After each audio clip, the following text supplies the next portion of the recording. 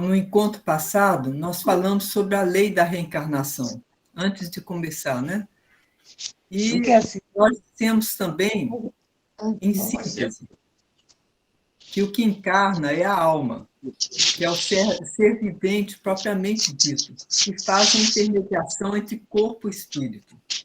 O espírito, a essência divina no homem. Então, com relação ao corpo físico e sua contraparte energética, que é o corpo vital, eles são formados com matéria da Terra. E uma vez exaurida a parte energética, as moléculas desordenam-se e as células degradam-se.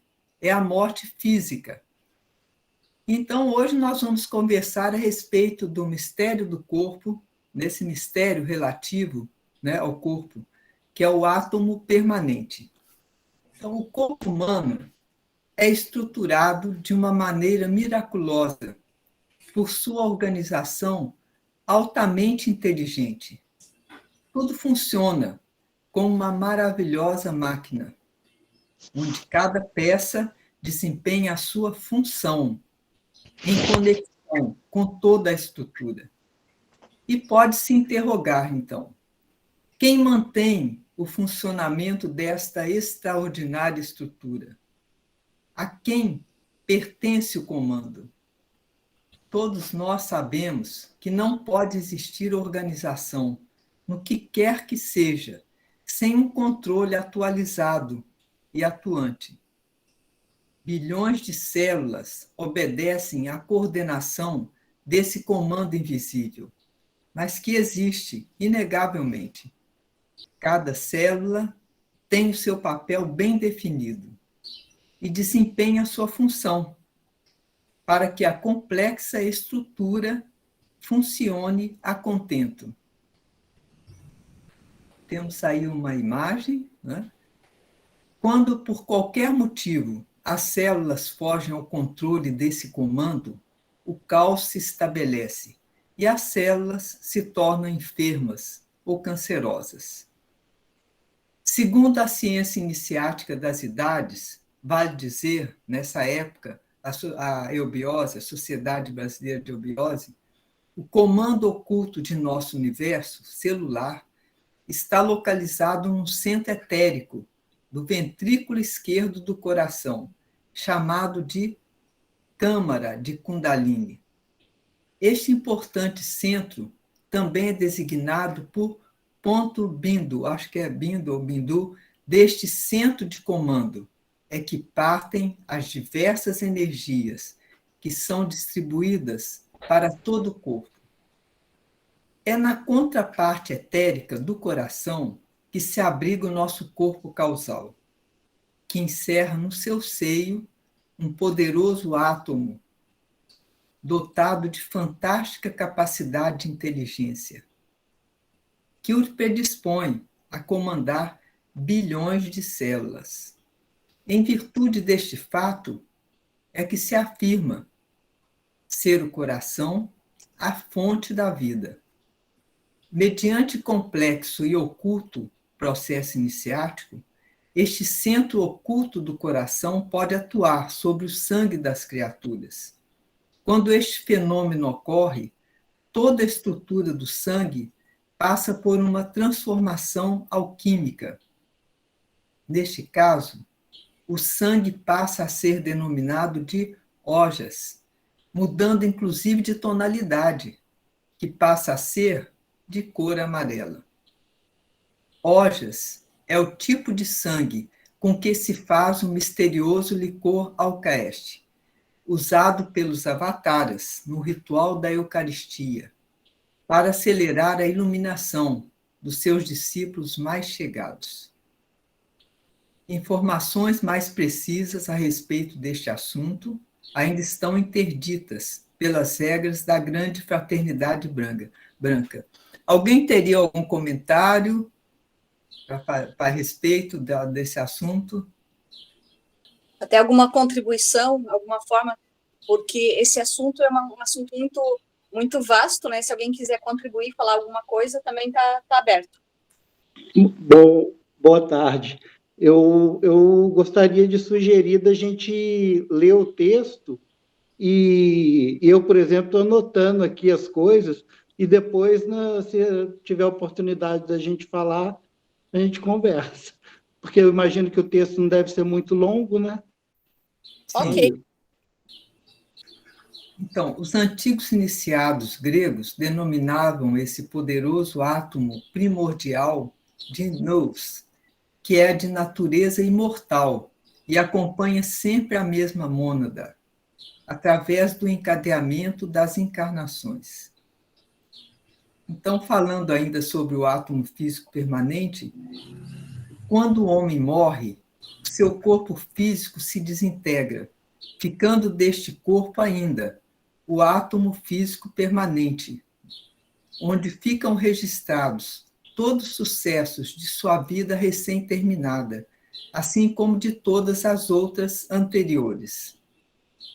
Então, quando o homem reencarna, esse átomo serve de base para a formação do novo corpo físico, trazendo para a nova vida o resultado das anteriores. A alta iniciação consiste em fazer com que o discípulo estabeleça contato consciente com este átomo divino. Quem lograr tal façanha conseguirá uma continuidade de consciência através das encarnações. Para tanto, terá que se submeter a uma rígida disciplina iniciática, mediante a prática de yoga e de meditação constante e ininterrupta, durante um longo período, sob orientação de pessoas entendidas, ou uma escola de iniciação de confiança e atualizada na tônica do ciclo, bem assim como levar uma vida na mais absoluta pureza. Esse é o ideal, nosso ideal. E aí, ao final, a mensagem do professor, que a aquisição da verdade é o mais alto dos ideais humanos. E a finalidade da eubiose, em última análise, é a readaptação do homem ao meio cósmico. Então, nós temos aí as referências da conversa de hoje, que é a revista Fiat Lux e a série Astro Mental. Maravilha de apresentação, uma apresentação curta, mas com um conteúdo bastante interessante que dá para a gente conversar. Fica assim, todos são convidados a trocar, colocar suas experiências, ou fazer perguntas um para os outros, né? E não é necessário que seja quem fez a explanação, ou alguém daqui, qualquer um que se sinta impelido a dar sua contribuição, né, com um comentário, fique à vontade. Então, vamos colocar, então, inicialmente, para que as pessoas fizessem o seu primeiro comentário. Alguém gostaria de se habilitar? Queria tirar uma dúvida só, que falou sobre átomo permanente, e eu sempre tinha essa dúvida se o átomo permanente é a mesma coisa que a mônada ou não. Bem, alguém gostaria de falar para a Jéssica sobre se o átomo permanente é a mônada ou não? Quem gostaria? O Eduardo, ou algum outro gostaria de começar? Permite? Tranquilo, por favor. Gente, estou gostando demais dessa aula de vocês, porque realmente tem muita qualidade no material que vocês trazem. São temas, assim, profundos e, ao mesmo tempo, essenciais, né, para a gente que gosta desses estudos bióticos, teosóficos, metafísicos, aprender muita coisa. Eu adorei essa leitura de hoje. Até comentando que na live passada, teve no texto falava lá de uma parte, né, da alma que reencarna, e era um termo sânscrito que eu não conhecia. Eu acho que era Bimana, Ninana, uma coisa assim. Agora eu não lembro mais, mas falava o termo e depois eu fui pesquisar no Google, aí tem lá o que é, explicou. Então, assim, é muito legal que a gente às vezes não sabe de alguma coisa, mas hoje em dia é muito fácil da gente pesquisar, né, tudo. Mas eu só queria falar para a nossa colega aí que eu anotei aqui que o átomo primordial, segundo o texto, nous, a mônada, o átomo físico permanente do corpo etérico, parece que é sinônimo da mesma coisa, sim. O que eu entendi, pelo menos, do texto é que são sinônimos. É isso. Obrigada, Eduardo. Alguém mais quer fazer uma colocação sobre essa parte? Esse processo, né, é algo assim, ó, lindo e maravilhoso. E a gente está falando sobre o átomo primordial. E olha só que interessante, porque isso é a síntese de todas as vezes que a mônada encarnou. Então, ela traz vamos fazer um comparativo para que a gente consiga, com a nossa mente concreta, entender. É como se fosse assim, um backupzinho com todas as... gravado no nosso disco rígido, né? E é como se fosse um super pendrive, né? Vamos colocar assim, um super pendrive, onde ali tem as informações de tudo que ocorreu nas vezes que a mônada teve a tentativa de fazer esse processo de ganhar consciência. E na pergunta da Jéssica, que eu sou fã das perguntas da Jéssica, porque fazem a gente metabolizar e forçar um pouquinho mais para que a gente consiga entender. E nesse processo, vamos entender assim, a questão da cosmogênese. Para a gente encarnar, a gente vem do todo para o individual. Então, nesse processo, a mônada não é 1 para 1. Então, nesse processo, não dá para dizer que ali é toda a mônada. É uma tentativa, é um fragmento, é um fractal da mônada. Então, ela é a mônada, né? Nós somos Deus, nós somos o todo, mas aquilo não compreende toda a mônada. Não sei se você conseguiu entender, Jéssica.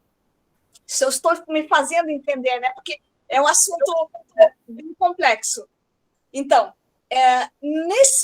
no átomo primordial, então, tem as informações, sim, da mônada, mas é um fractal, não é o todo da mônada, porque a mônada é muito maior. Então, nós somos uma tentativa de fazer com que a nossa vida energia se transforme em vida consciência e que se faça através do nosso quaternário, essa ligação com o triângulo superior, para que formando esse corpo causal, nós tomamos consciência da nossa existência. Então, a partir daí, nós vamos daí nós encarnaremos com consciência. Mas, por enquanto, nesse processo que nós estamos, ainda nós encarnamos sem consciência de quem nós realmente somos, de qual mônada nós estamos ligada. Então, não é 1 para 1. Então, o átomo primordial não é a totalidade da mônada, mas é uma parte, um fractal dela. Seria isso. Eu diria que é uma espécie de chip que é incumbido de captar todos os trabalhos positivos que foram feitos em cada vida e levar para a mônada. E quando for a reencarnação, esse chip ele é o responsável por determinar, por atrair todo o material que era similar para constituir os corpos novos, tá? Igual ao que era quando a pessoa desencarnou. Não sei se consegui me fazer entender. A Mauri também levantou a mão, que está no computador de Márcia Ferreira. Boa tarde, Mauri. Boa tarde. Eu tenho uma compreensão do texto talvez um pouco diferente e vou voltar ao texto para apresentar meu entendimento. Eu faço uma distinção entre átomo primordial, que ele aqui chama de nous, E, para mim, nesse caso, ele está falando do espírito, porque essa palavra, baseada lá no grego, ela está ligada a espírito, que é diferente de psique, que é alma, e que é diferente de soma, que é corpo. Então, nesse sentido, quando ele diz, lá naquele parágrafo, os antigos iniciados gregos denominavam esse poderoso átomo primordial de nous. E aqui, para mim, ele está falando de espírito. No parágrafo seguinte, quando ele diz, quando o homem morre, o seu corpo físico se desintegra, ficando deste corpo ainda o átomo físico permanente, onde ficam registrados todos os sucessos de sua vida recém-terminada, assim como de todas as outras anteriores, para mim aqui ele está falando da alma, diferentemente do nous do parágrafo anterior, que diz, quando ele se reencarna, esse átomo, eu diria que aí eu colocaria ali a palavra físico permanente, porque ele não diz, só a palavra átomo serve de base para a formação de novo corpo físico. Eu colocaria esse átomo físico permanente, relacionando com o que está escrito nesse parágrafo, e não ao parágrafo anterior como átomo primordial. Serve de base para a formação de novo corpo físico, trazendo para a nova vida os resultados anteriores. E como eu diria isso? Baseando que toda divisão é trina, nesse sentido, vou fazer uma analogia. O átomo primordial seria como o arquétipo, ou, na nossa forma de pensamento, a ideia pura, quando idealizamos alguma coisa. E num passo seguinte, a gente precisa dos materiais para começar a constituir essa coisa. Esses materiais a gente vai reunir, fazer um projeto, ou seja, idealizar, mas já projetando, programando, organizando num projeto. Para que depois, num próximo passo, a gente possa, então, materializar isso a partir desse projeto. Quando essa coisa materializada se dissolve, porque tudo no plano material acaba se corrompendo e se acabando, o que fica são os resíduos desses materiais da construção, que foram baseados numa ideia primordial, né, algo idealizado, mas o que fica e que pode servir para um novo objeto, para uma nova construção, são esses materiais que eu chamo de alma. A princípio, é essa a minha leitura. E até no parágrafo seguinte, a autoiniciação consiste em fazer com que o discípulo estabeleça contato consciente, e aí eu diria, do átomo físico permanente, com este, que é o átomo primordial, que ele chama de átomo divino, eu faço uma distinção, que aí para mim seria o espírito, e quem lograr tal façanha conseguirá uma continuidade de consciência através das encarnações. Agradecemos a contribuição do Amaury e continuamos com a palavra aberta ainda para que as pessoas façam seu comentário. Pode ser nessa linha ou na outra, ou no outra observação que eu achar relevante.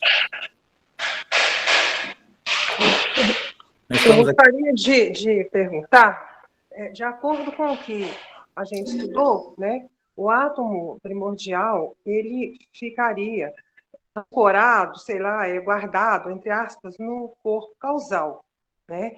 E de acordo com o que o irmão terminou de dizer agora, esse corpo causal, ele fica na tríade superior, né? Ou seja, no espírito. Não seria isso? Né? Quer dizer, na base, e ele serve de base para, como ele diz, para as próximas encarnações, né? Mas ele ficaria ancorado, guardado, sei lá como. Aliás, ele seria o corpo causal, né? Porque não sei se eu entendi bem, de acordo com os estudos, O corpo causal, ele vai sendo formado, né, a partir do átomo primordial. Ele vai sendo formado a partir das experiências acumuladas ao longo das diversas vidas, das sucessivas vidas, né? Tanto é que, pelo que eu entendi, eu gostaria, se eu não tiver entendido certo, eu gostaria que alguém me explicasse, tanto é que quando, né, o discípulo se torna um adepto, esse corpo causal ele é dissolvido, né? Assim, não sei se é dissolvido, ele é assimilado completamente, né? Então não há mais necessidade desse corpo causal, porque aí já é um processo diferente, né? Já não é mais uma reencarnação. Eu gostaria de... Será que eu contei corretamente? Muito bom a seu comentário, Maria Luísa. É que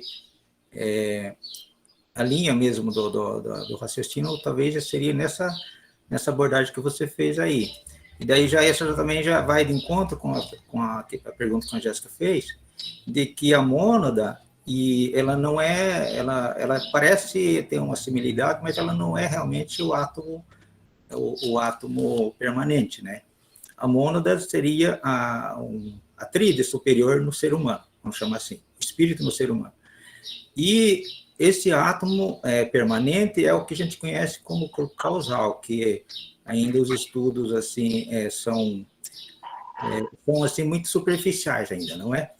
O corpo causal é que seria através desse átomo permanente que ele vai guardando as experiências dessa vida e das existências anteriores e vai se desenrolar numa existência seguinte para que atraia tudo aquilo que a gente já cumulativamente, tudo aquilo que a gente já adquiriu de experiência para levar para essa próxima jornada, vamos chamar assim, de vida. E assim sucessivamente, né? Então, ao meu ver, aqui o átomo primordial é uma coisa e o átomo permanente já está ligado com as experiências. Seria cada veículo desse, o físico, o vital e o astral, ligado com o mental, daria um átomo, uma síntese, por exemplo, a alma, ela é constituída do que a gente pensa e do que a gente sente, não é?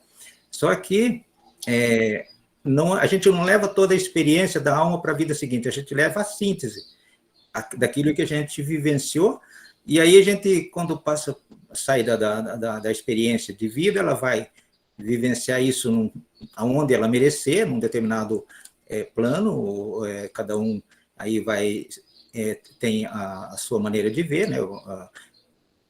No céu de que cada um acha que merece, e ali, depois dessa experiência, então, apurado essa síntese, esse átomo, seria o átomo, esse átomo permanente, ele tem registrado todos e acrescentaria essa nova experiência ali, a síntese daquilo que foi apurado, e então ele é conhecido como corpo causal. É mais ou menos nessa linha que você comentou.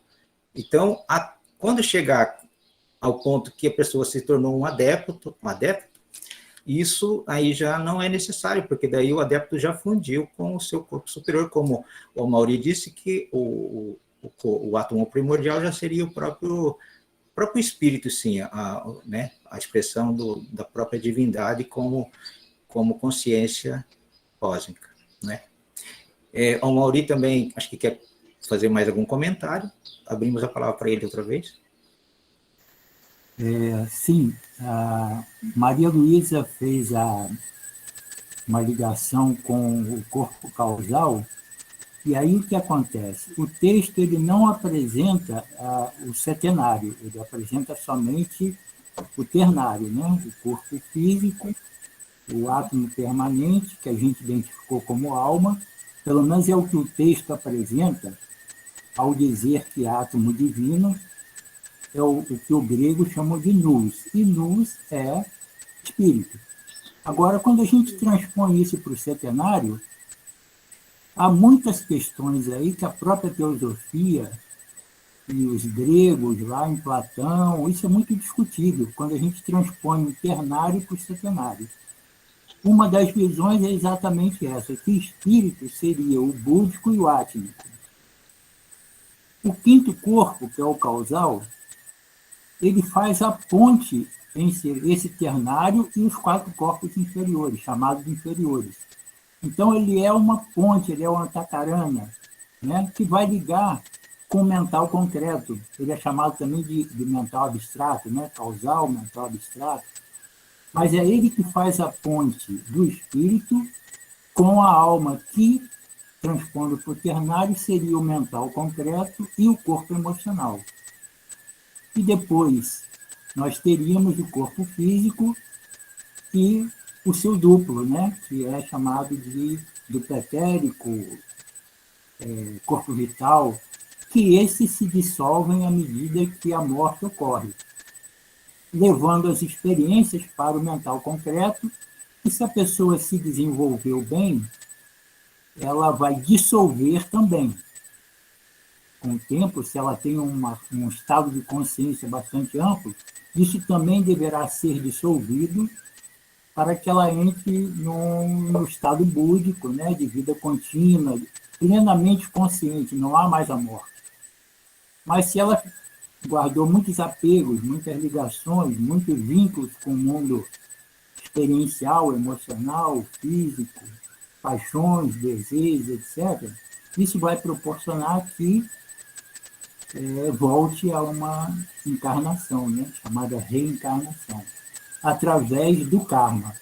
E quando ela se liberta, ela cria o dharma, que vai através do causal, que faz a ponte para o corpo búdico, que está liberta, né, iluminado, etc.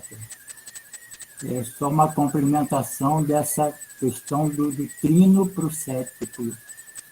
Obrigado. Assim eu compreendo. Né? Obrigado, Mauri, pelas suas colocações. Eduardo, por favor. Esse assunto é muito interessante, mas eu percebo que a gente está falando de uma coisa que na semana passada teve alguém que perguntou sobre esse processo de encarnação, uma parte do ser ficar mergulhada no espírito universal. Até a gente falou, isso tem a ver com tucuísmo e tal, fica para uma próxima. Mas eu acho que a próxima é agora, porque tem tudo a ver com isso que a gente está falando, né? À medida que os companheiros aí vão falando, a gente vai também melhorando o entendimento. Eu percebo da seguinte forma: quando o projeto do ser humano ele é tão maravilhoso, tão fantástico, tão perfeito esse nosso corpo, porque, na verdade, ele é o corpo mais antigo que a gente tem. O projeto do corpo físico ele foi feito lá na primeira cadeia, na cadeia de Saturno, na cadeia de Brahma, né? Então, aquelas hierarquias criadoras, no primeiro globo de evolução, no primeiro sistema de evolução, foram o que projetaram o projeto humano, né? O corpo, inclusive o corpo físico, né? Um projeto para ser executado ao longo de uma era manuântrica, né? de várias etapas evolutivas. E agora nós estamos na quarta, que é a mais densa, com esse corpo físico já plenamente formado, como na anterior foi feito a estrutura etérica e na anterior ainda a estrutura psíquica astral da alma. Então, eu entendo que esse corpo físico, ele carrega, como o texto disse, eu não sei textualmente, porque eu não tenho texto, mas ele menciona que nesse corpo físico, no ventrículo esquerdo do nosso coração físico, existe o chamado ponto bindu, né, que é onde tem um átomo permanente que vivifica todo o corpo através da circulação dos glóbulos do sangue, né, especificamente dos glóbulos vermelhos. E então o texto está dizendo que na contraparte etérica do corpo físico nós temos vamos dizer assim, um representante dessa mônada divina no corpo físico. Eu penso da seguinte forma: no mundo espiritual, noético, né, como o companheiro falou, nous em grego realmente é espírito, literalmente, né?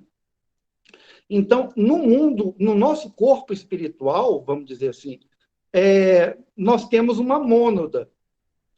Mas essa mônada, como também a nossa outra amiga, esqueci o nome, que estava apresentando, falou, essa mônada ela vai se projetando em todos os níveis, em todos os planos, até chegar no corpo físico. Então, isso é o que se chama seriação tulcoística. Porque, pensa bem, quanto a gente falou de reencarnação, como é que a população do mundo está sempre aumentando? São mais almas, são mais espíritos que estão chegando? Não. Existe um número exato de espíritos no mundo espiritual, que são as chamadas mônadas numeradas. Essas mônadas numeradas, cada uma delas se multiplica em várias frações que vai se subdividindo até chegar no corpo físico. Então, é como se fosse a mônada é a consciência primordial. Essa consciência primordial vai se projetando nos planos mais densos, e à medida que vai se projetando, ela vai se ramificando, como se fosse uma raiz, assim, criando várias raizezinhas, né? Mas todas pertencem a um tronco único, que é aquela mônada divina, né? A projeção do espiritual. Então, vamos dizer assim, quanto mais a população do mundo aumenta, né? Nós estamos aí na casa hoje dos 7 bilhões de pessoas, com projeção para chegar a 10, 11 bilhões até 2050, é mais espírito nesse mundo? Não. Eu penso que são mais subdivisões daqueles mesmos espíritos numerados de forma definida no mundo espiritual. É que a consciência vai se permeando para cada vez mais pessoas.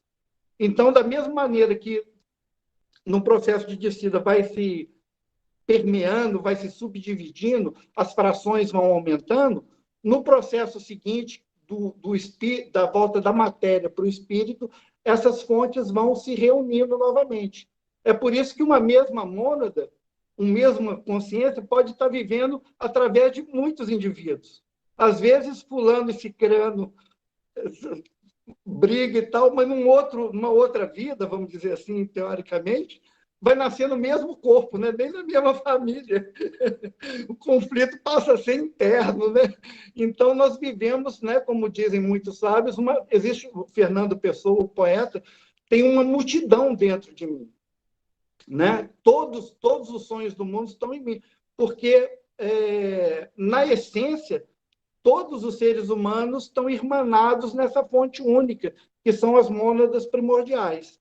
Então, eu entendo dessa forma. Uma coisa não nega a outra. São só maneiras de analisar o processo de ângulos diferentes. Né? Eu penso dessa forma, com relação a isso.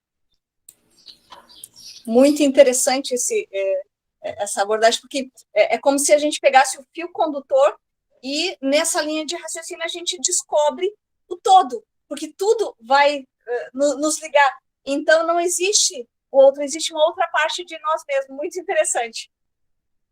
Maravilha, os comentários estão indo numa linha bacana, e essa interação enriquece bastante o nosso encontro.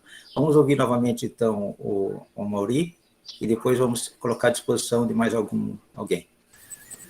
É muito legal a colocação do Eduardo, mas que, para mim, vai numa linha que abre outra discussão muito longa, e seria interessante, né, a gente desenvolver esse assunto, porque, na verdade, o texto não fala em mônada. Não existe essa palavra no texto. A Jéssica puxou esse assunto, mas mônada, né, que é mono, eu acho que abre um outro caminho, uma discussão longa, muito interessante, mas eu volto ao texto. Eu acho que tem que se compreender o texto e não aquilo que a gente quer falar ou compreender. E o texto não fala de mônada. A gente está associando mônada, discutindo mônada,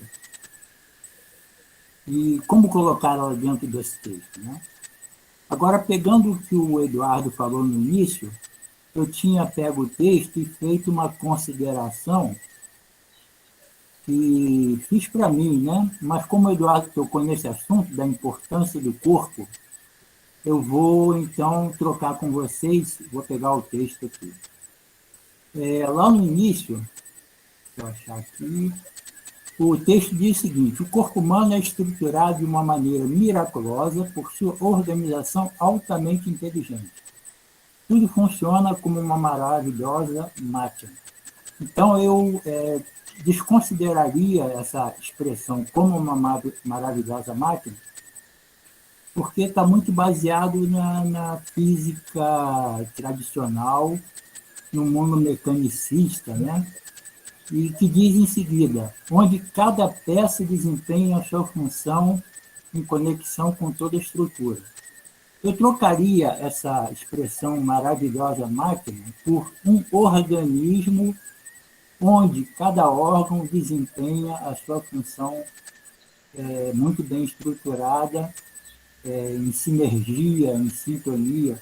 Ou seja, eu tiraria essa ideia de comparação de corpo humano com máquina, porque isso talvez tenha sido se desenvolvido lá pelo século XIX, na questão das máquinas e do pensamento mecanicista, e eu sugeriria que a gente passasse a ver o corpo como orgânico, né? Como organismo, e não usar a comparação com máquina. Primeira reflexão que eu fiz. E a segunda, o texto diz assim: pode-se interrogar quem mantém o funcionamento desta extraordinária estrutura. Eu colocaria uma pergunta anterior, que seria: quem criou esse organismo maravilhoso e deu a ele inteligência para que o mesmo o gerenciasse?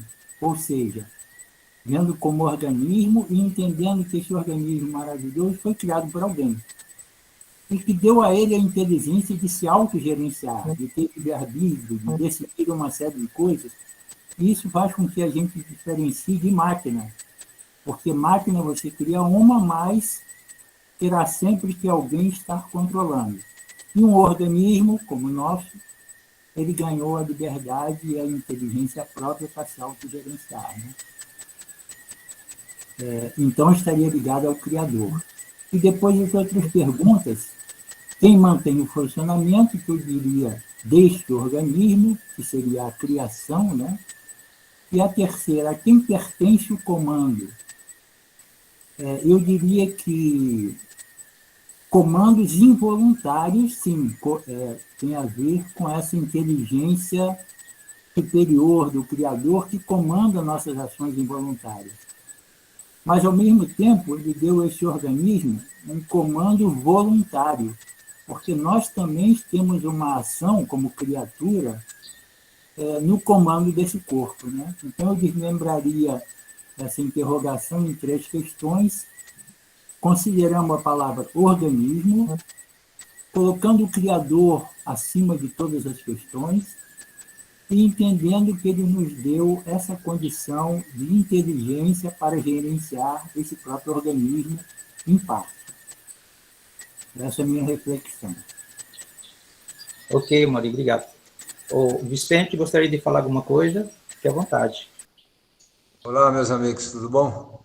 Estou chegando agora, na verdade, eu peguei o bonde andando, estou tentando entender alguma coisa, mas estou chegando agora, não tenho nada, legal. nada a declarar, por enquanto. Maravilha. Vamos, para dar uma... para nós dar uma mudada aqui no fluxo, eu vou ler aqui o nome assim, que algumas pessoas escreveram, né? Só para agradecer aqui, né, as mensagens das pessoas, os locais que estão, das pessoas que estão aqui presentes, e é muito, muito gratificante a gente ter assim, a participação de todos vocês. A gente está aprendendo aqui a fazer uma convivência fraterna, viu? Então, vocês podem ajudar a gente a criar essa convivência. Nós pretendemos, assim, fazer com que esse diálogo flua, assim, bem organizado, mas de uma maneira bem legal, sem assim, uma rigidez muito forte. O Vicente está com o microfone aberto e tem um cachorrinho latindo, ou um ruído aí, só para avisar. Então, nós temos aqui a Dani Anaí, ela cumprimenta aqui o pessoal, logo que chegou, Maria da Guia Dantas, Maria de Fátima, Departamento de São Lourenço, Dani Anaí também tem outra mensagem, Maria Cleusa, de Curitiba, boa tarde, Eurípides aqui, eu não lembro, eu já vi a Eurípides falar lá, mas não dei o local, que ela também cumprimenta o pessoal, Leda Passos, de Santana, Maria Regina da Silva, ela é de Macaé, Helder, também aqui, prestigiando, verificar se tem mais gente querendo entrar, então ela pediu para, mas já faz tempo que ele disse isso, né? Tem aqui também o Helder 90, outra mensagem, falando que é de Belo Horizonte, Antônio Quevera é de Campinas, Valéria de Santo André, Flório, que é de Campinas, seja bem-vindo, Flório.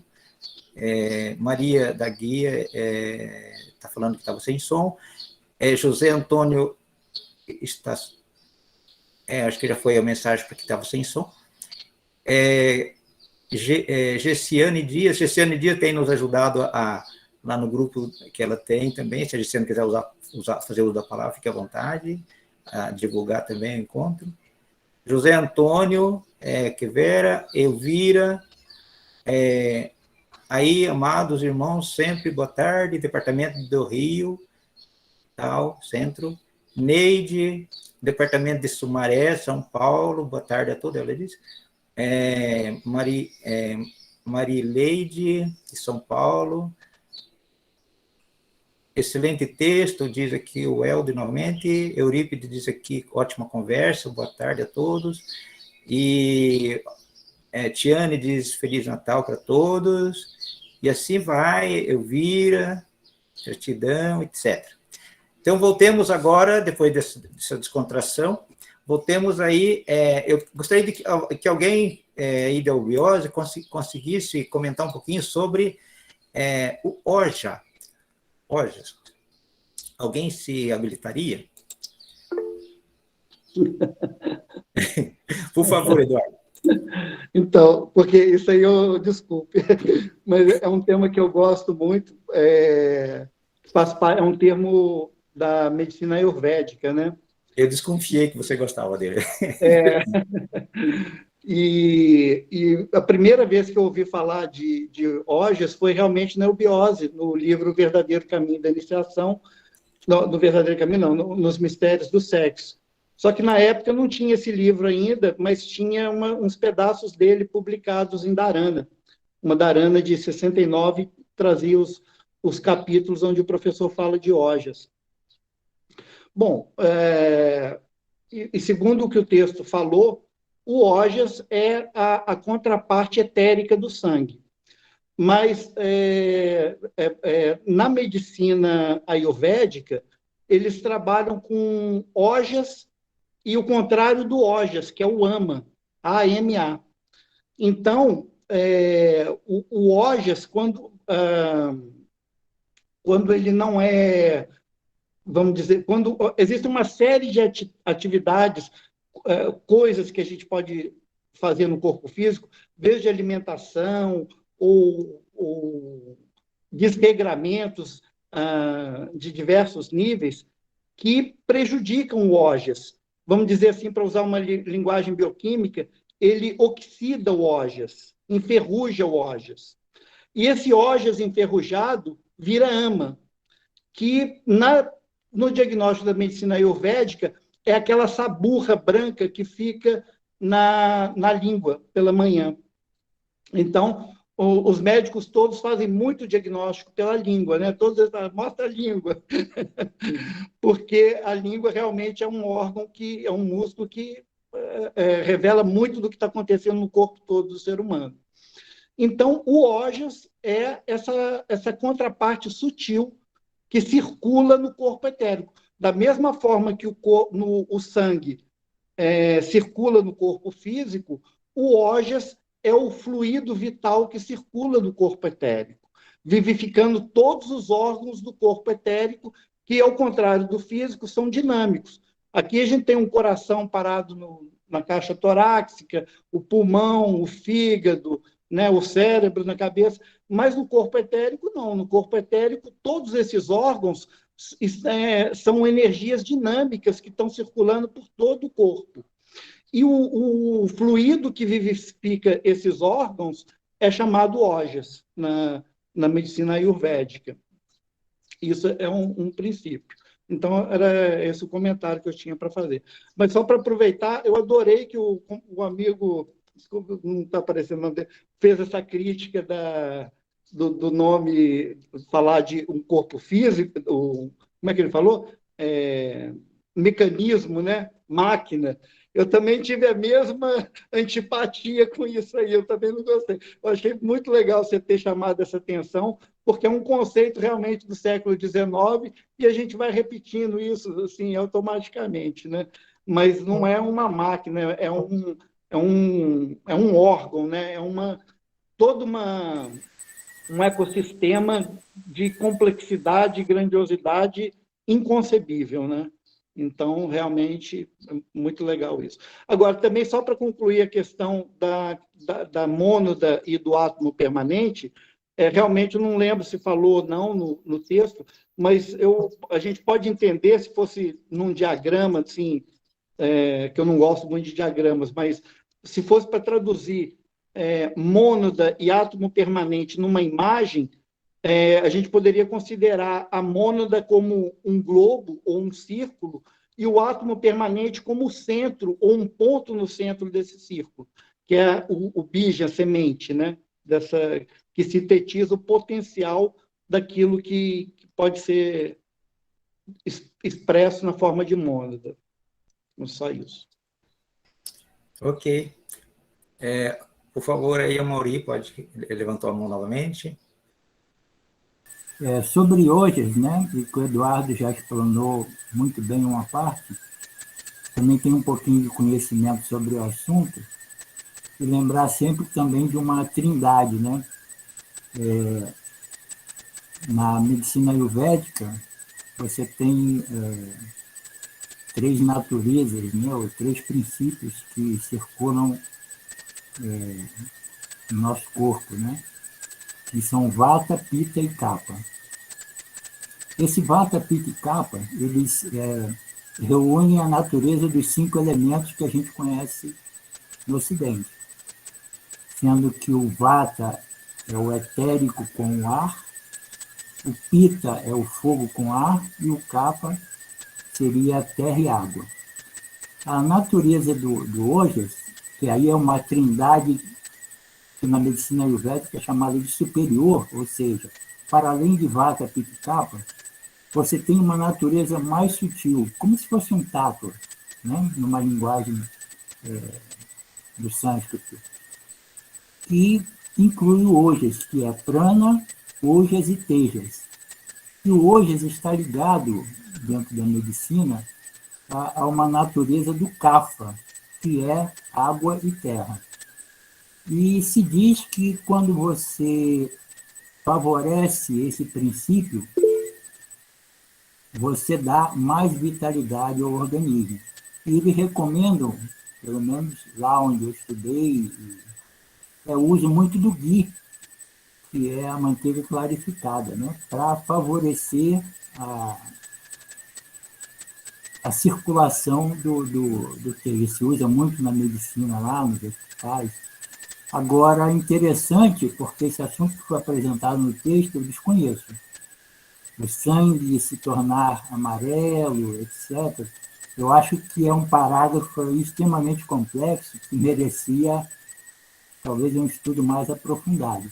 Mas, quando isso foi apresentado e a gente entende que o ghee quando você clarifica a manteiga, ela fica de cor dourada, amarelada, e que favorece o Ojas, me veio assim uma analogia, né? A cor amarela e o dourado e o uso do ghee com o que está escrito no texto, que o Ojas vai modificando a cor do sangue para amarelo e talvez faça algum sentido. Mas o que está no texto mesmo eu desconheço. Obrigado, Mauri. Vou passar a palavra agora para o Helder, por favor. Levantou a mão. Helder Barreto, pode falar, por favor? Deixa a Gilmar aí falando, até que o Helder ele não está conseguindo falar lá. Por favor, Gilmar. Eu estou aqui refletindo e quanto a a explicação de Ojas, eu tinha como uma forma assim, que tinha sido apresentado no texto. Quando a gente se reequilibra, a gente vai formando Ojas no nosso organismo. Não essa contraparte. Mas daí me veio uma questão que tudo na nossa materialidade, quando se manifesta, tem a sua polaridade. Então, daí eu estou começando a vislumbrar que aqui, como tudo tem sua polaridade, então talvez o Ojas também tenha essa polaridade, né, do Ojas, vamos colocar assim, não negativo como algo mal, mas essa polaridade e esse equilíbrio fazendo com que o nosso organismo possa se reequilibrar também, né? Então, estou só compartilhando com vocês algo que eu estou metabolizando aqui na minha mente sobre as leis herméticas, que eu sou apaixonada pelas leis herméticas.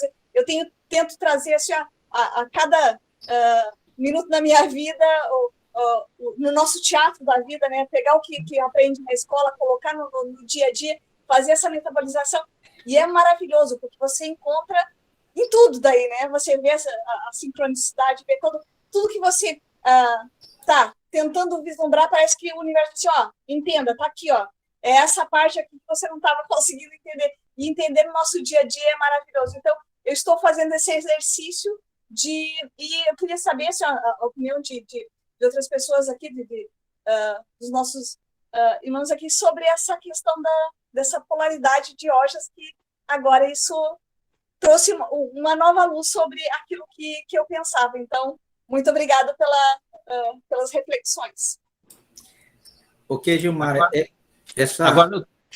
essa parte é muito interessante, depois a gente pode voltar a esse comentário aí do Ojas, e eu vou passar a palavra aqui para o Helder, por favor.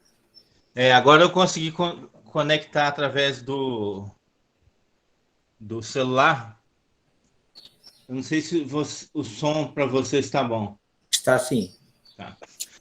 É o seguinte, em primeiro lugar, eu tive a mesma sensação que o Eduardo teve sobre o texto, que realmente é um texto muito bom, que nos leva a excelentes reflexões e temas que eu particularmente gosto muito, muitíssimo mesmo. E aí depois ele foi e falou algumas coisas que eu falei assim, é o que eu falaria também. Aí a Gilmara foi e falou alguma coisa que também era o que eu falaria. Aí eu estou pensando aqui, parece uma manifestação de egrégora mental que a gente está aqui, que eu achei bem interessante fazer essa colocação, porque cresceu muito a minha percepção e melhorou muito na hora que o venerável Eduardo colocou sobre o processo tulcoístico, o processo de manifestação da mônada, e por mais que o átomo, que o tema não tenha sido só isso, eu acho que os assuntos na eubiose muitas vezes estão tão interligados, e quanto mais conexões neurais a gente conseguir fazer, eu acho que em termos de mental abstrato é até muito sadio, e mental concreto também, né? Mas o que eu tenho a contribuir é quanto à minha percepção de que o processo iniciático leva a gente a essa imortalidade da alma. Ele harmoniza os nossos corpos, mental e emocional, e aí começa a manifestar o mental abstrato. de forma que, quando houver o fenômeno da morte, o átomo permanente é preservado. E a gente sabe que, em grande parte da humanidade, esse processo ocorre de uma maneira um pouco diferente, porque se a pessoa não estiver preparada ainda, ela não vai reter aquilo, e aí aquilo ali vai se reciclar de alguma maneira, mas não vai ter esse fenômeno da imortalidade, né? Então, a iniciação, só queria colocar isso, que eu acho importante, é até uma maneira também de alertar a importância do processo iniciático para as pessoas, que a iniciação nos leva à conquista desse átomo permanente que, de alguma maneira, a gente pode ver como uma célula de Jeová, como se a gente tivesse a oportunidade de estar ligado diretamente ao Deus único e verdadeiro que está em todas as coisas, que é onisciente, onipresente e onipotente. E eram essas colocações que eu queria fazer, que acrescentaram muito nas minhas compreensões, e que esse grupo é muito rico, ele de pessoas que têm muito conhecimento da eubiose e boas reflexões. E então fica a minha gratidão aí. Helder, obrigado pela tua participação, muito, muito bom. A Maria Luísa quer falar também, vamos deixar a Maria Luísa falar um pouquinho, por favor. Porque eu estou pensando aqui que, a partir do que o irmão Amaury falou, o irmão Eduardo, e agora o irmão Helder falando, eu comecei, porque a gente está voltando um pouco lá, né? Eu comecei a pensar que o corpo causal, bom, é o que eu percebo, do que eu aprendi, não sei se está tão correto, mas assim, é que a partir do momento que o átomo primordial, né? Ou ele vai se enriquecendo, ele vai sendo construído, né? Vai formando aí o corpo causal. E esse corpo causal ele é uma espécie de uma ponte entre o quaternário, né, e a tríade superior. A partir do momento que esse corpo causal ele vai se ampliando, ele vai formando uma espécie assim de uma ponte mesmo, até assim uma espécie de uma cola entre a tríade superior e o quaternário, de forma que vai chegar um momento em que isso aí vai se fundir, como se fosse uma imagem de uma casa, né? E isso aí, então, seria o quê? Seria justamente a questão do adepto, seria justamente, né? Quer dizer, aí o espírito e a matéria se uniriam. Então, eu fico pensando o seguinte, que é como se o átomo permanente, ele, de uma certa forma, ele fosse uma... A partir do momento que ele vai se formando, ele vai constituindo assim, uma espécie de numa construção de uma casa, quando a gente passa um cimento para juntar os tijolos, né? É como se, a partir do momento que ele fosse crescendo e se tornando mais consistente, ele construísse essa unificação dessa tríade superior com esse quaternário. Aí, a partir do momento, esse corpo causal, ele se funde nessa casa, né? Que seria, então, a individualidade. Será que tem a ver o que eu estou falando? Muito bom comentário, Maria Luísa. O Eduardo vai dar um feedback ali, por favor, Eduardo. Eu entendo dessa maneira muito parecida como você falou também.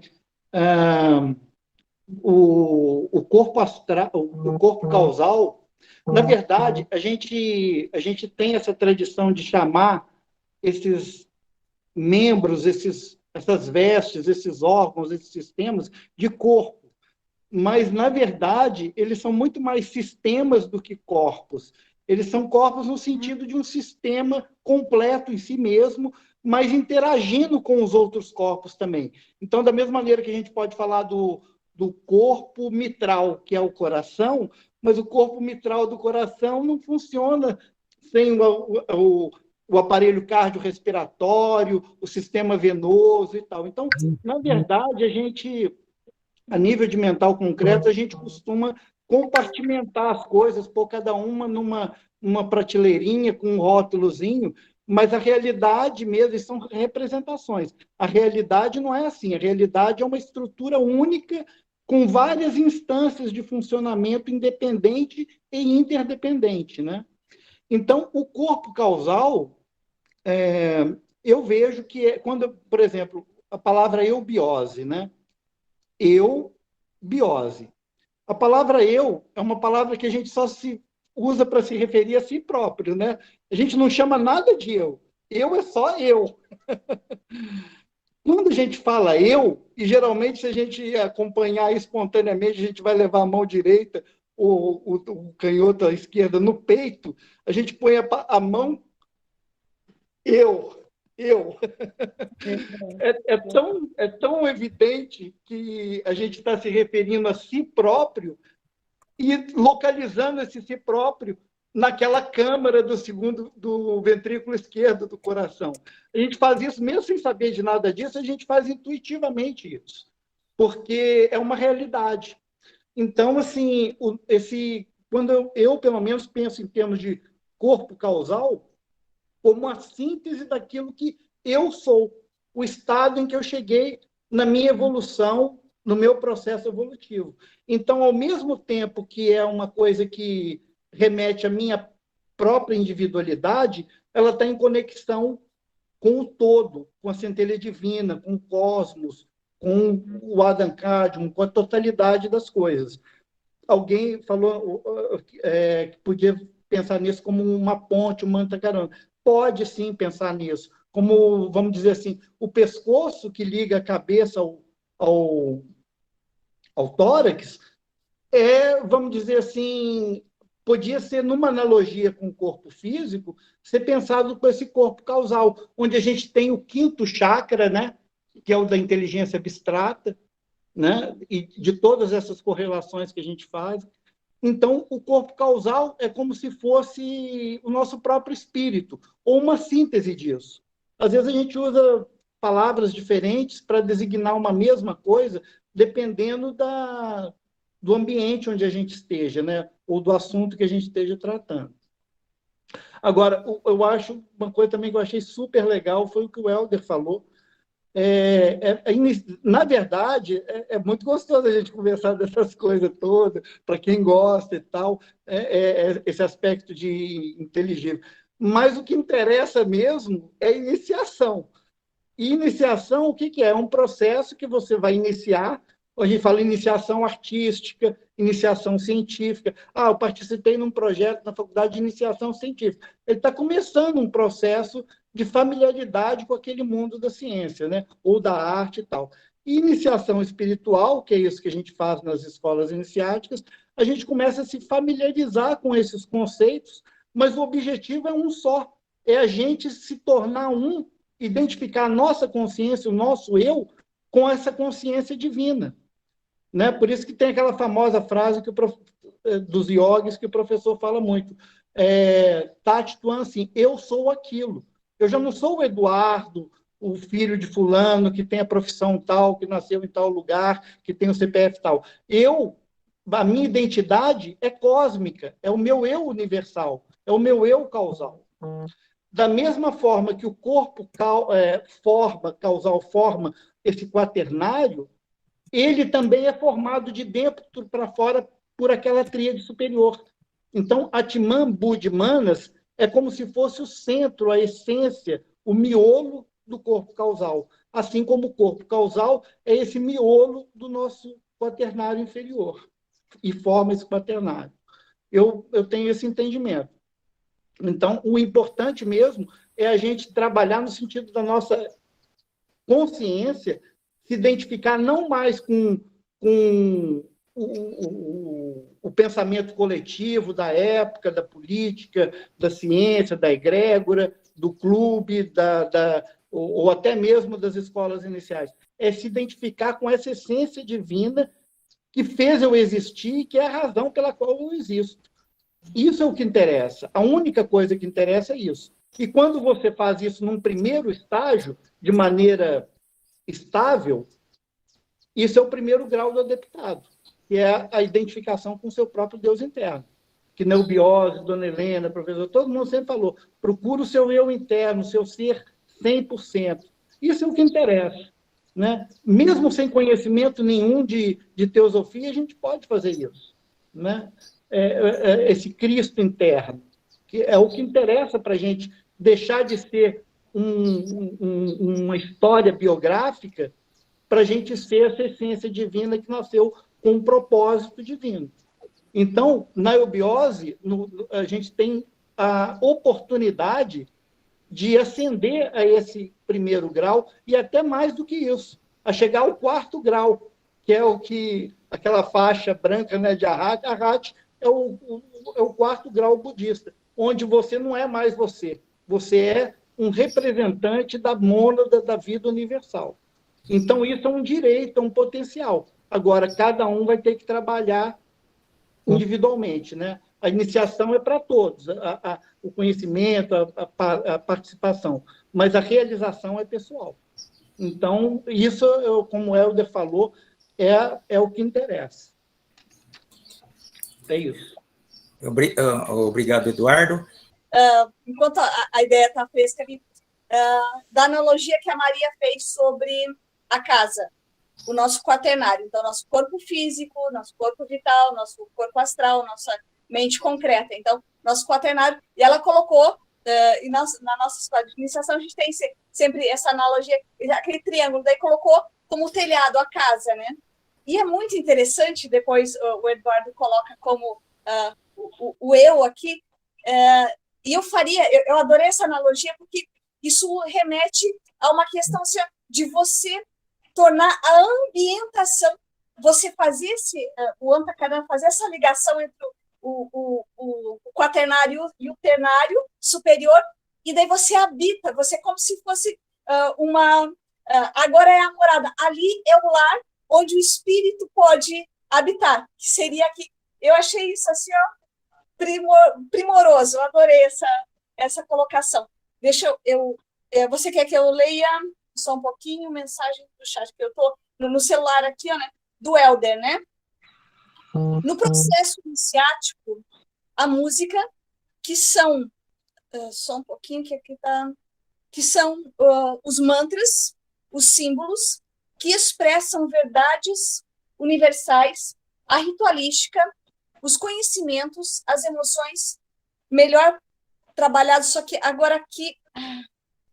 Desculpa, gente, eu não vou conseguir, porque como eu estou no meu celular, deixa eu só ver se eu consegui arrastar aqui, só um pouco, que eu estou lidando com a tecnologia, que fica bem onde estava o restante os conhecimentos, as emoções melhor trabalhadas, vão contribuindo para o equilíbrio junto com as yogas individuais, as mentalizações, para a manifestação do mental abstrato, com a manifestação do búdico e da consciência átmica. Eu vou ler novamente, porque daí agora eu consigo segurar aqui, e para ter um melhor entendimento da abstração que ele tinha colocado.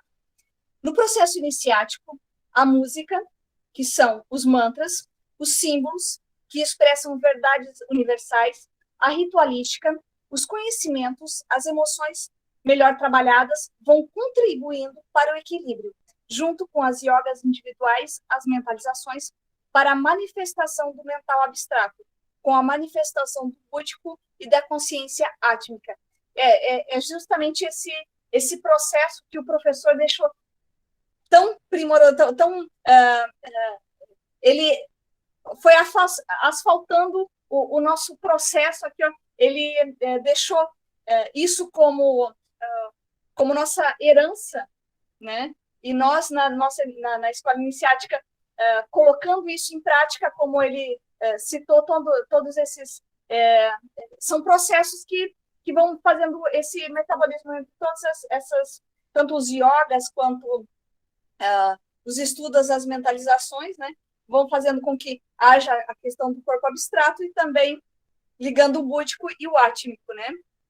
A Valéria também colocou aqui, encontrei um texto que pode ajudar a elucidar um pouco sobre as mônadas, ou o átomo primordial. As mônadas assentadas no plano de Anupadaka, a fim de adquirirem experiências, terão que experimentar as vicissitudes dos planos mais densos, terão que se valer dos veículos adequados para o meio em que irão viver, os quais serão elaborados a partir do átomo permanente. As mônadas não saem do plano no Anupadaka. De lá emanam raios de vida nos mundos inferiores para captar e ativar o átomo permanente em torno dos quais seus veículos átmico, búdico, mental, abstrato e físico serão criados. Os raios de vida captam os átomos permanentes, algo como as linhas de pesca, capturando o peixe, no caso, devas dos respectivos planos, e ajudam no processo de captura. Muito, muito bom e esclarecedor, né? Na forma onde nós vamos criando os nossos corpos para que a gente possa expressá-los.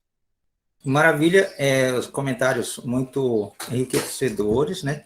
E nós podemos, agora, estamos já chegando num momento que podemos passar por um clima de finalização do nosso encontro e depois abrir assim para que as pessoas fiquem à vontade aí e se interagir um pouquinho. Mas antes, se alguém gostaria de fazer mais uma colocação, uma pergunta, aí Maria Luísa, por favor. Ana, eu quero agradecer, foi muito esclarecedor, e eu estava estudando, né, e agora ouvindo vocês e falando, né, porque às vezes eu me sinto assim, um pouco insegura de falar, né, porque na verdade eu estou ainda no Astarô, né, estou passando para a série interna agora, no próximo ano, e assim, a gente fica um pouco insegura de falar, mas é importante a gente falar, porque parece que a gente consegue assimilar, organizar as coisas que a gente estuda, né? Então, é muito esclarecedor, eu agradeço muito, foi muito bom participar. Nós que agradecemos, Maria, a tua participação, e realmente é isso, a gente que estava nos graus, quem está fazendo os graus, e mesmo quem ainda não iniciou a sua caminhada na escola eubiótica, faça a sua experiência, se sentir que realmente alguma coisa tocou, faça a sua inscrição, e porque, em síntese, esse tema todo aqui, o que deveria prevalecer, assim, ficar para nós, o objetivo é que a gente se esforce para que atingir esses estados de consciência onde a gente possa fazer com que isso desperte em nós. Quando fala de que o Ojas tem aquela...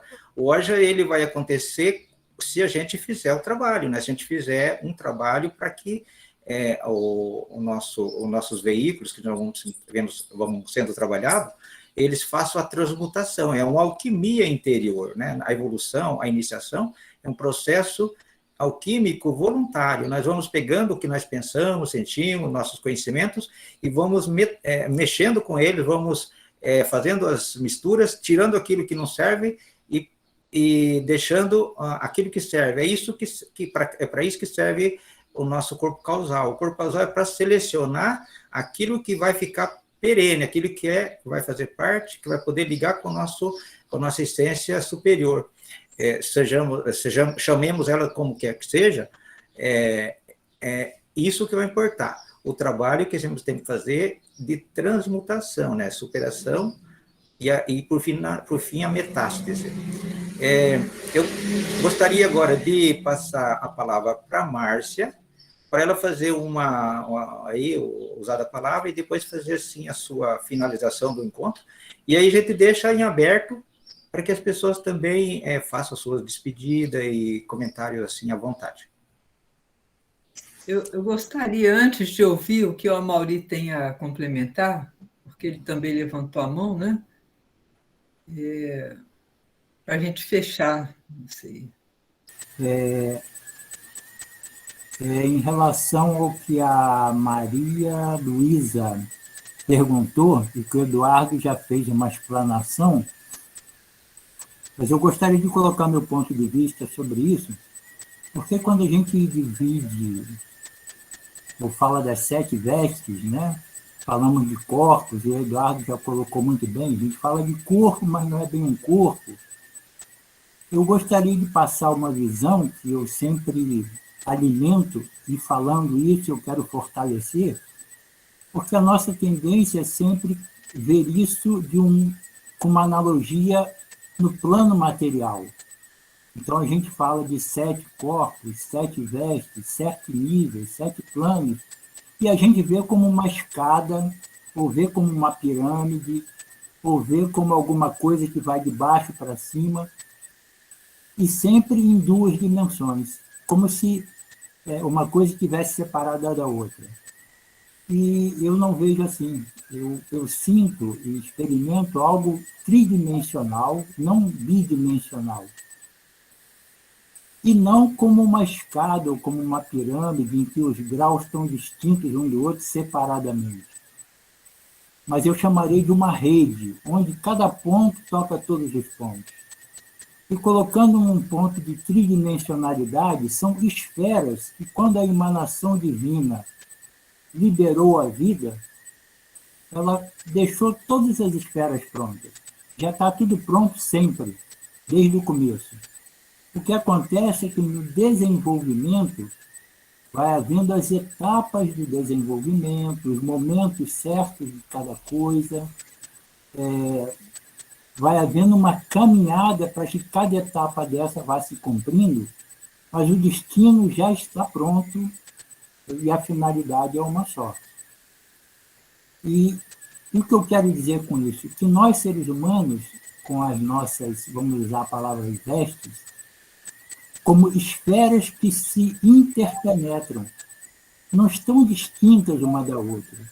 Tanto que uma pessoa que ainda vive, por exemplo, muito emotivamente, muito ligada ainda ao corpo emocional, ela vai ter momentos em que vai ter intuições, ela vai ter momentos em que vai usar o mental concreto, e vai ter momentos em que ela vai ter experiências espirituais.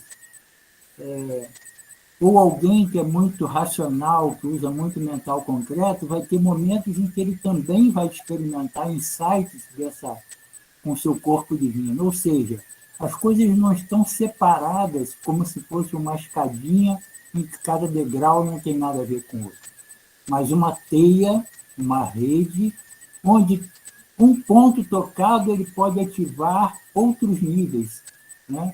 Muito facilmente. Depende do quê? Do momento em que a vida, vamos dizer assim, o karma coletivo está vivendo, o karma do país onde ele viveu, o seu karma pessoal, o seu desenvolvimento, né? Mas está disponível o tempo todo para todos. Tanto que agora você pode se iluminar, porque está disponível em você. Seria essa a reflexão para Maria Luísa, porque quando a gente usa didaticamente essa separação, essa distinção em graus, escala, degraus, etc., é só didática, mas uma didática que eu também sugiro ser superada, porque a gente faz analogias com o mundo material e sempre em 2 dimensões. E isso limita o entendimento do que é maior do que 2 dimensões. É isso minha contribuição. Obrigado. Obrigada. Márcia, por favor. Sim, a Maria Luísa levantou também a mão. Se ela quiser complementar. Não, eu quero só agradecer. Obrigada. Então, eu acho assim muito importante, sabe? Tudo que foi falado hoje me trouxe também, pessoalmente, muitos esclarecimentos, né? E é um assunto um tema que merecia mesmo ser mais aprofundado, né? Eu sei que não é o objetivo da nossa conversa, mas que dá um desejo, né, de aprofundar e de entender melhor. Eu acho que a gente precisa de um tempo mesmo para refletir, né, e passar a aprofundar sobre esse assunto, que, para mim, assim, traz essa conexão que o professor fala, né, que é a adaptação do homem ao meio cósmico, né? como esse pensamento foi falar, do final. Então, o átomo permanente me remete a isso, sabe? É isso que o Helder falou, que todos falaram, né? Dessa união com o todo. Então, é muito interessante se a gente puder depois continuar, né, a estudar mais profundamente esse tema. Mesmo porque na literatura se fala também sobre o átomo permanente físico, né, e sobre o átomo permanente, só um minutinho, que eu tinha até lido aqui, mas eu não quis colocar o átomo permanente astral, que se fala numa segunda polarização do homem. E tem até um assunto aqui atribuído ao Mahatma de Jalku, que eu não sei se vocês querem, né, que querem ouvir nesse momento, ou se é melhor refletir agora e passar, né? E passar esse assunto para o próximo, né? Vou aproveitar, né? Já que trouxe à tona, pode falar. Então, eu vou falar, vou ler, porque nós não falamos sobre o átomo emocional permanente, né? O tema de hoje é esse, mas vou ler, né?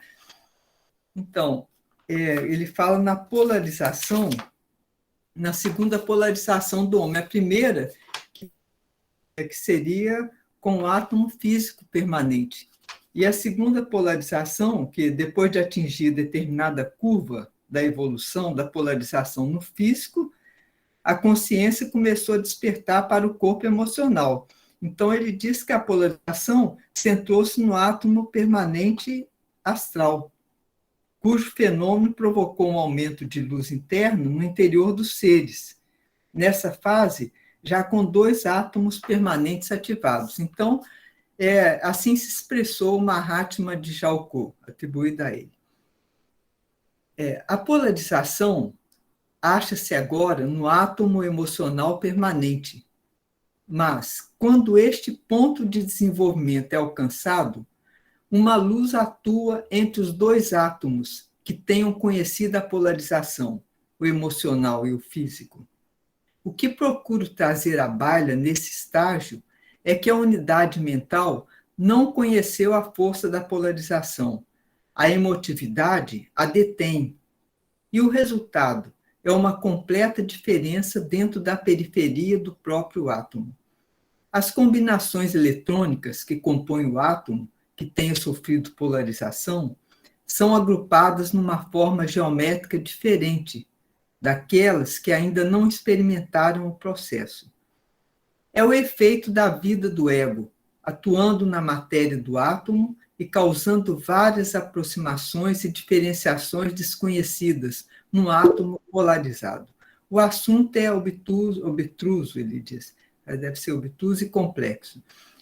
O alinhamento entre os corpos físico e emocional é agora facilmente alcançado.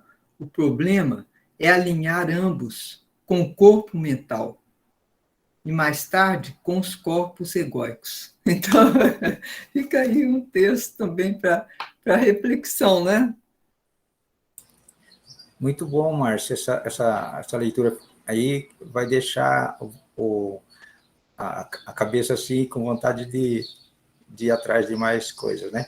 Eu acho que é bastante importante, porque esse tema aqui são temas abertos e vai instigar, por exemplo, novas pessoas a querer procurar o conhecimento. E isso, um dos objetivos é isso, fazer com que a sementinha que está dentro das pessoas germine e que nós começamos a criar um mundo melhor, de pessoas que queiram criar realmente uma grande irmandade fraterna e de paz e harmonia. Vamos, então, deixar a palavra aberta para a despedida e alguns avisos que vocês gostariam de fazer. Não sei se querem fazer alguns avisos sobre se vai permanecer os encontros no final do ano ou só em janeiro, como é que seria? Sim, nós temos assim, pensado que os 2 próximos encontros, como se coincidem com o final de ano, que a gente interromperia e voltaria em janeiro com o encontro. Ok. Então, todos aguardem o próximo link em janeiro, daí que sou o tema. Mas o link provavelmente será o mesmo, mas aí a Márcia e a Gilmara definem os temas e a gente divulga para todos. E a gente pode até estar estudando esse tema mesmo e talvez aprofundando, né? Esse tema é de muita reflexão. Maravilha. Então, palavra aberta para todo mundo, pode abrir as câmeras e só alegria agora. Quero agradecer a todos as reflexões, as contribuições, os compartilhamentos, muito bom, muito rico. Então, todos nós saímos agora abastecidos e vamos estudando mais, com mais ânimo, com muito mais vontade, né? E nos preparando para o nosso próximo encontro, que vai ser em janeiro. Então, até lá. Tchau, gente. Tchau. Gente, muito grata. Tudo de bom. Boas festas. Tchau, gratidão. Boas festas. Obrigada. Obrigado a vocês. Fiquem à vontade. Um abraço a todos. Tchau. Felicidade e até o próximo ano. Valeu. Valeu, Maurício. Gente, obrigado. Obrigado a todos. Boas festas para vocês. Maria Luísa, obrigado. Boas festas. Boas festas, irmãos. Boas festas, Feliz 2022. Todos que a gente não citou o nome, obrigado, né? Todos, indistintamente. Muito grata pela participação, né? Isso, pode trazer mais pessoas. Grande alegria. Tá? Vamos tentar fazer um bom trabalho aqui, unidos, todos unidos. Pessoa, né? O Éder, obrigado, Éder, pela presença. Vou abrir aqui. Não chegou o que você falou aí, mas, viu, Éder, não estamos ouvindo você, mas está legal. Não, eu estou falando o seguinte, que esse encontro foi um excelente presente de Natal antecipado. Que estão todos de parabéns. A harmonia que vocês criam aqui nesse espaço é muito boa. E a gente só fica muito feliz de ter essa oportunidade de encontrar com o Eubiotas e compartilhar essas reflexões maravilhosas que só contribuem ainda mais com a o nosso processo iniciático. Muito obrigado a todos. Obrigado. Gente, eu agradeço muito a participação e esse é um grupo realmente diferenciado, tem uma energia boa pra caramba na turma aí de vocês e muito obrigado aí pela acolhida, viu? Grande abraço e bom final de ano para todos. Muito grato. A Elisa, chegou nossa Elisa, princesinha. Isso. A nossa pupila. Pupila. Alô, Elisa. O Flório, muito obrigado, Flório. A Jéssica, obrigado pela força, pela gravação, né? Tanta coisa. Vou cancelar aqui já a gravação, né? Chegou um colega agora, o Douglas Domingues, e avisar que já ia explicar para ele que encerrou, ele não vai ter nessa semana. Isso. Vai explicando para ele aí, o Douglas. Pode mandar a gravação para ele, né? Se ele quiser. A gente está disponibilizando a gravação, porque como o assunto assim, tem uma sequência, é interessante a pessoa conhecer, né? Isso. Que foi dito. Aí, a Jéssica, se tiver o contato dele, depois passa, por favor, né, a gravação para ele.